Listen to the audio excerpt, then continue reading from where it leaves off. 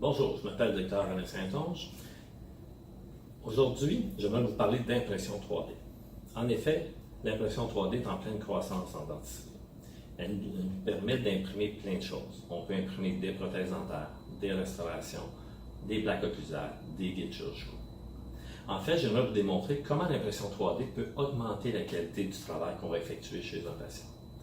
Entre autres, en implantologie, il est primordial de bien placer les implants dans la mâchoire du patient par rapport aux structures anatomiques puis par rapport aux dents qui seront dans le futur installées sur ces implants-là.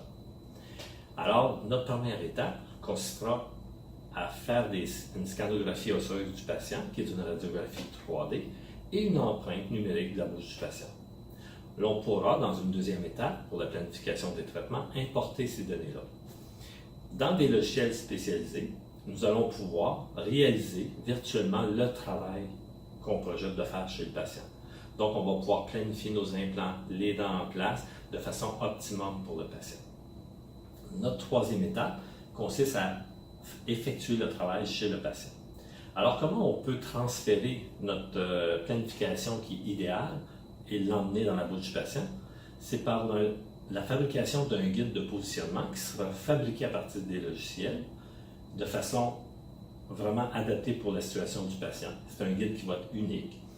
Et c'est justement ce guide-là qu'on va pouvoir imprimer dans une imprimante comme celle-ci.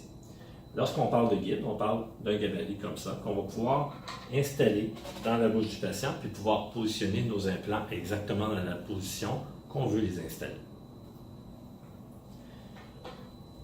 En positionnant les implants de façon précise, non seulement on s'assure d'un résultat qui va être esthétique pour le patient et fonctionnel, mais on s'assure aussi d'avoir un traitement qui va être très sécuritaire pour le patient et qui va être long terme pour lui aussi. Donc, on voit que l'impression 3D fait ses débuts en dentisterie, mais c'est certain qu'elle va prendre de plus en plus de place dans les années à venir.